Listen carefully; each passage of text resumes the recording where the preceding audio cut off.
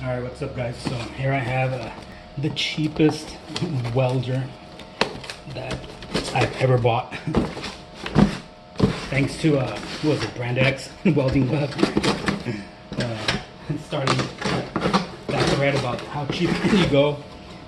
This is literally the cheapest welder I've ever bought. And I had bought a stick welder, a Campbell Hospital from Walmart, like back in '08.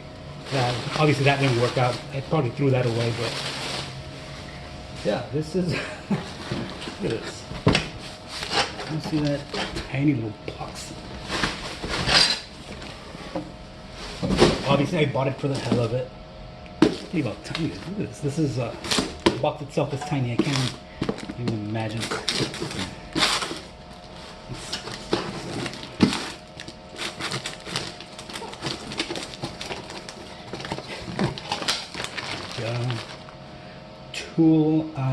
Tooliom, I don't know, TL135 stick welder carry strap. Let's see, ground clamp, aka work clamp. Okay.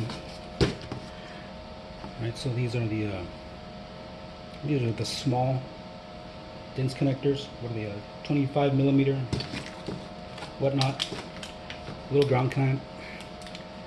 It's got a copper braid there at least. Copper contacts, but you know, medium to low tension. Obviously, what looks to be like it looks like a 4 gauge, but the jacket seems very soft. It's probably, yeah, this is very soft. There's like a lot of empty space in there. Let's see, what does it say? 14 square millimeters. 14 square millimeters. 6 gauge is 13 square millimeters or 16. So it's probably like a 6 gauge cable, roughly around there. It's supposed to be 10 feet. So very soft, but again, obviously, because again, it's just a lot of jacket material. So, all right.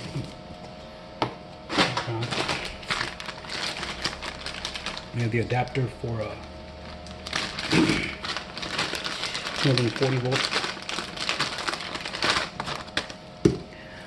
operation. Just a little pigtail.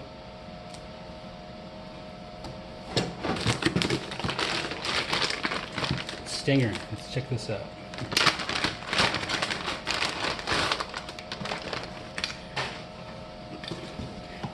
Same thing, 14 square millimeter conductor. Again, so I think is it right around the area of 6 gauge. I want to say 6 gauge is, yeah, about 13 or was it 15 square millimeters, the cross-sectional area. But yeah, as you can see, you know, these are the small little dense connectors. Ain't gonna find no beefy connectors here. You don't need them. So yeah, it looks to be about a 10-foot cable. Tiny little stinger.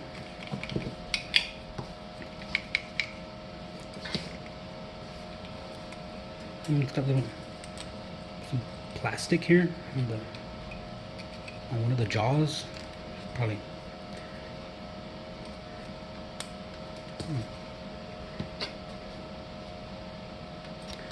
It is copper on both sides, but it's got some plastic residue. Need to clear that off.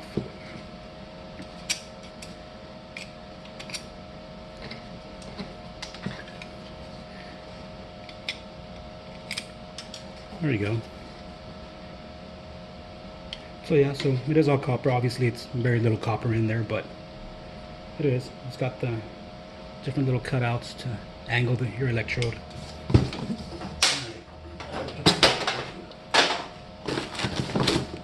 The machine itself, here we go. Cord, nice and very soft, pliable, flexible. Looks to also be about 10 feet long. Let's see.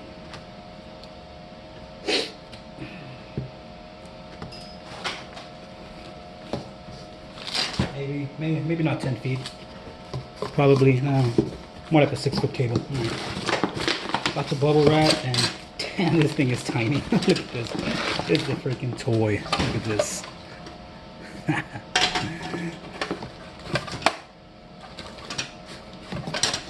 I mean, this is...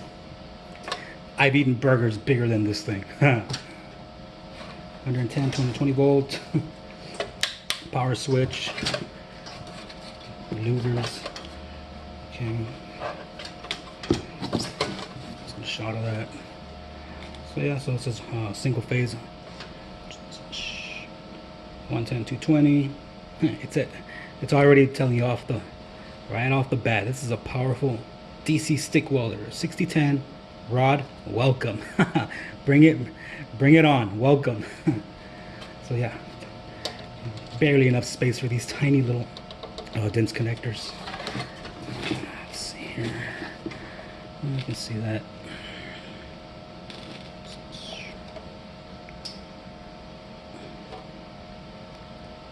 So it claims 60% duty cycle at 135 amps, 25.4 volts on the arc voltage, 100% duty cycle at 104 amps, 24.1 volts on the arc voltage.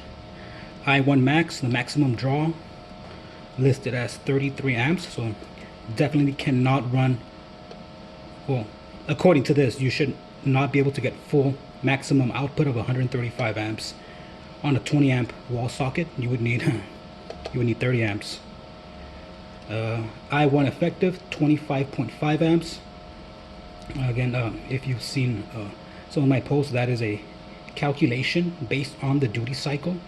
So it has to do with the permissible derating of the conductors going into the machine. So, but this is what it consumes: 33 amps at maximum. Well, I should say that is on 110 volts. On 220, I1 max is 23 amps. I1 effective 17.8 amps. I'll post up a clear shot of this. I don't know, I mean, not coming out too clear on this shot, but I'll post up a picture.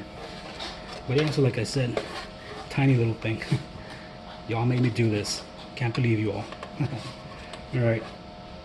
Let's plug it in. Let's see how it runs. I'm curious. Let's see. Let's check out the knob here. Okay, so it's got a minimum. Definitely has a minimum, and it's got a max. Okay, so it's not like a digital encoder. It seems like it's a potentiometer. So let's see. Let's plug it in. All right, turning it on. Let's see.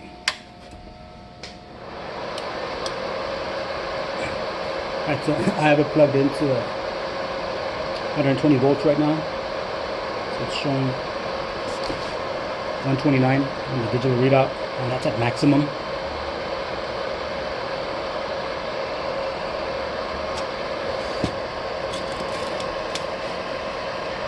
On the minimum, 13 amps. Back up, now it's 128. And go back down. Okay, back down to 13. Back up to 128. Okay. So I don't know if that's because it's plugged into 120 volts right now. Let's find out. Turn that off. Plugged into 240. Okay. So now it shows 135. Let's see. Down to 13.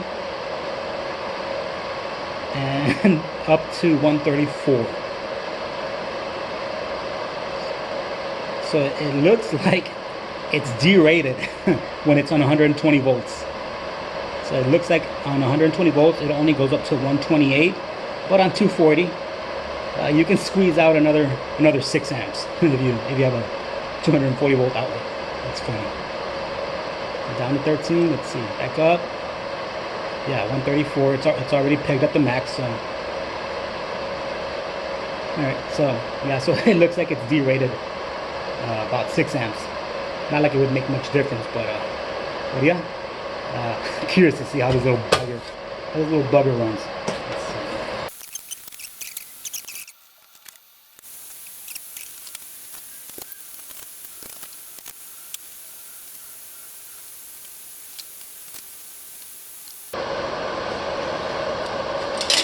All right, I have a 1/8 Lincoln 6010 6P plus.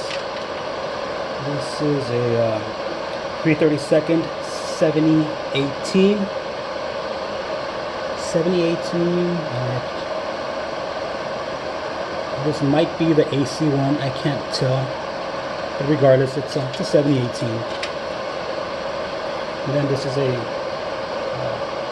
Bowler Fox 6011 1/8 rod. Let's see how these run.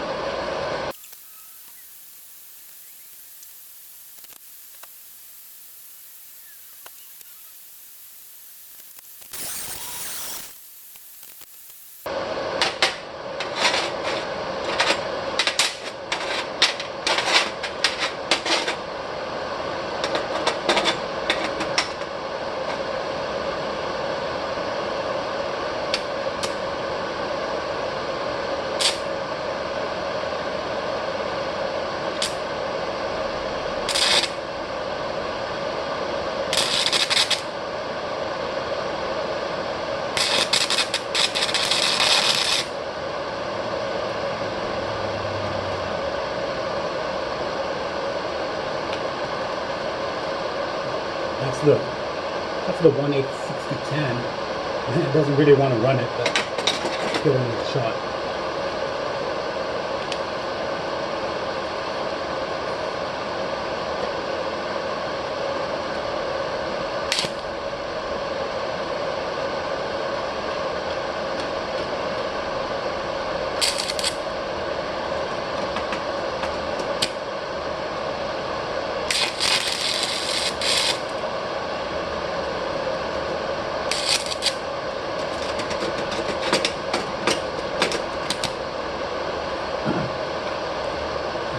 Nah, won't run 6010. At least not on 120 volts.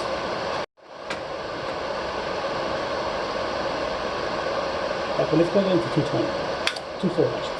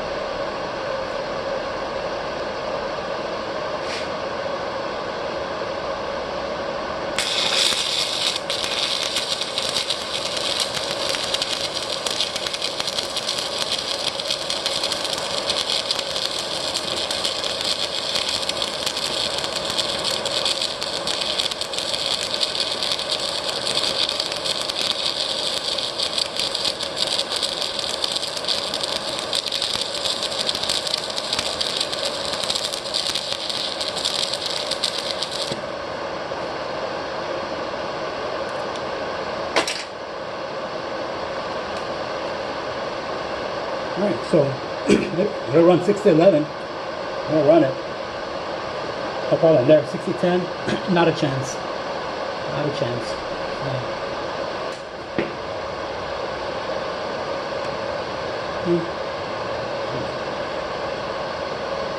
Guess it's running okay. Running alright.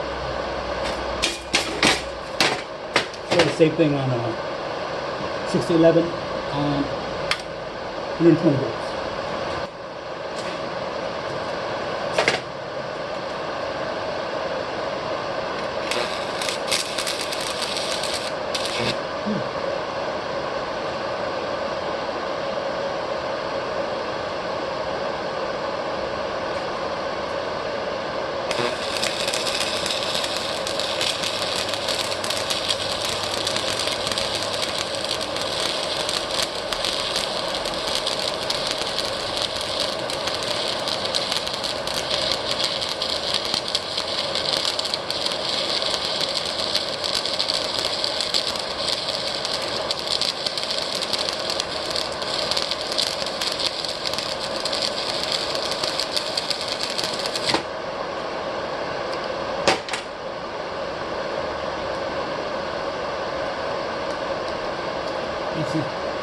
There's definitely some derating going on 120 volts. The arc was nowhere near as forceful compared to when it was on 240.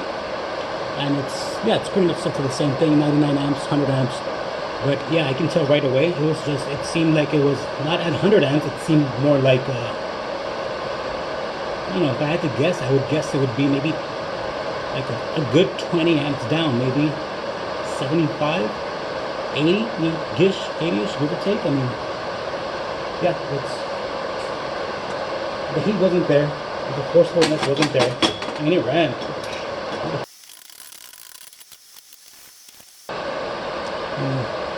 I don't know, can't really tell from on this angle or whatever, but yeah, it's lumpy, more lumpier, I guess. Let's crank it up. Let's see if it should be able to run at higher amps. So there's some derating going on. Let's just crank it up all the way. 128 amps supposedly on the display on 120 volts. Later on I can hook up an ammeter or whatever, but let's just see how it runs.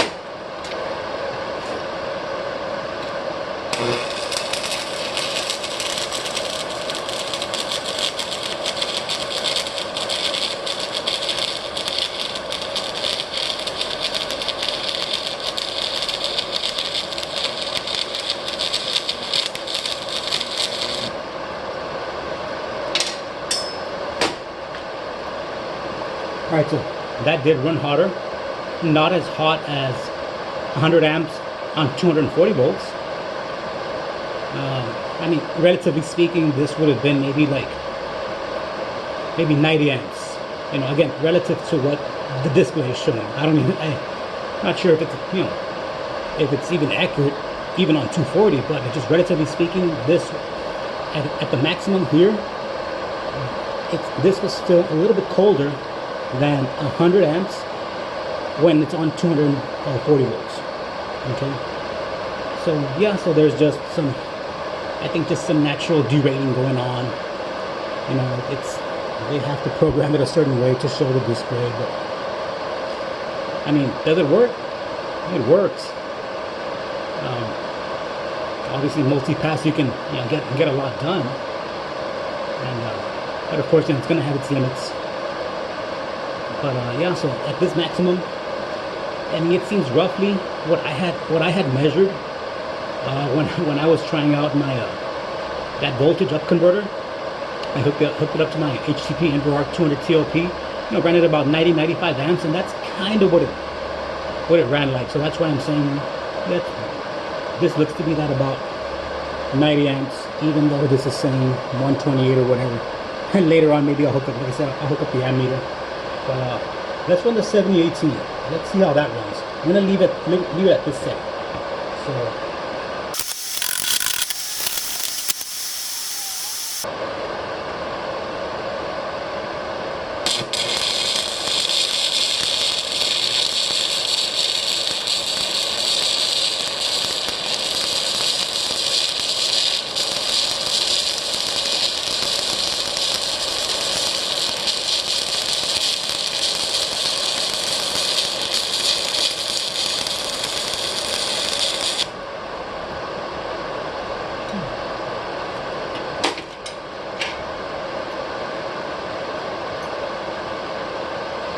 So that ran decent. Like I said, that's not that's not 128 amps. 128 amps. I think it would have pretty much obliterated the electrode.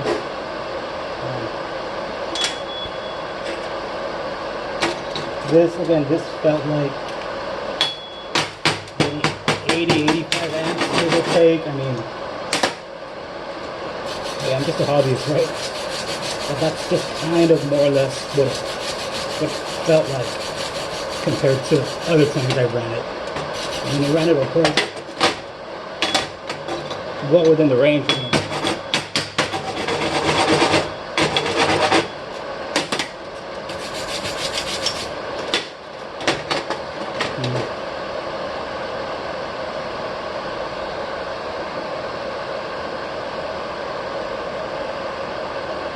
So then that seems to be inside for shooting angle, whatever. Let's see. That top one right there, 718. Yeah. So yeah, it did feel like I said, roughly 85, 90 amps, give or take.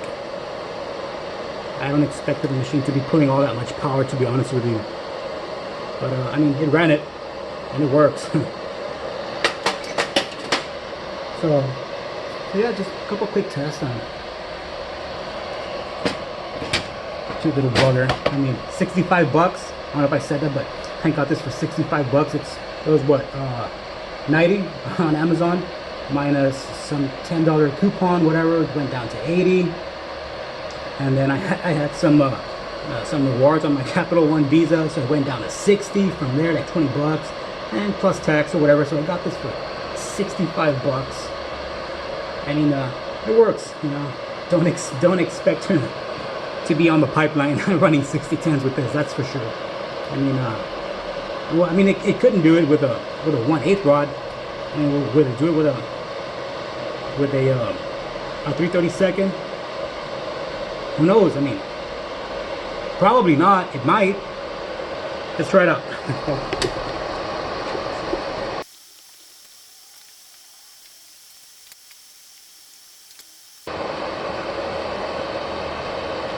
$6010 Lincoln 5P Plus. Let's put it on 240 though. What up? Yeah, it's on 120 right now. Put it on 240.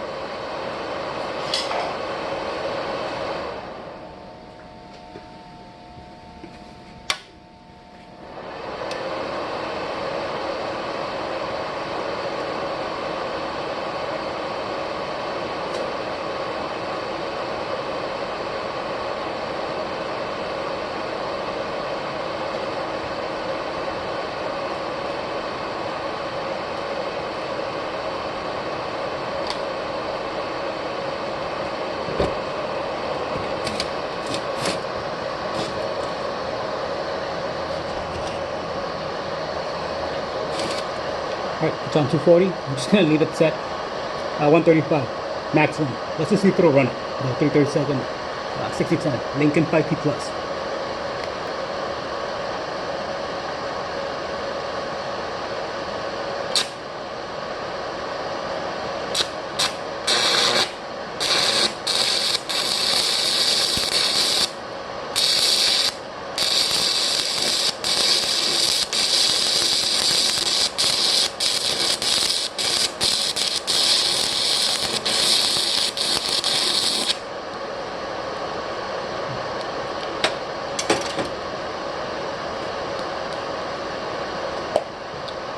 So that's what I call would not run. Kind of kept the arc lit, but it just kept going out. I had to have the end of the rod just buried in there. But as you can see, it just continually kept cutting out. So I guess it could work, but you would have to just really focus and just make sure the tip of the rod is just really buried in there, because it just probably doesn't have the arc voltage to keep it lit. Let's get another one.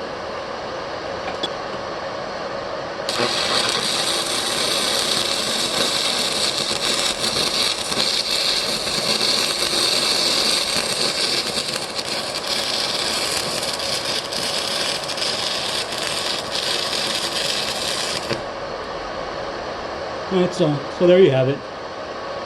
They run it kind of, sort of. I mean, if you start doing a whip and pause or whatever, it's gonna go out on you.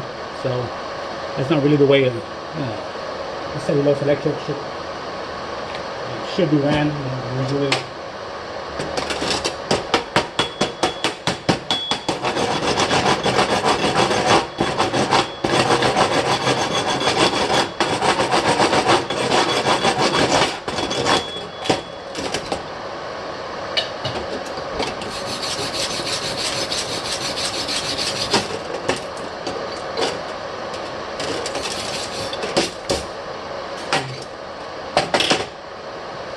Right, so there you have it. It is what it is.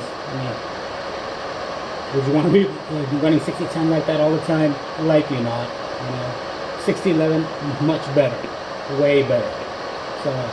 So there you have it. There's bugger. Right. Thanks for watching, guys.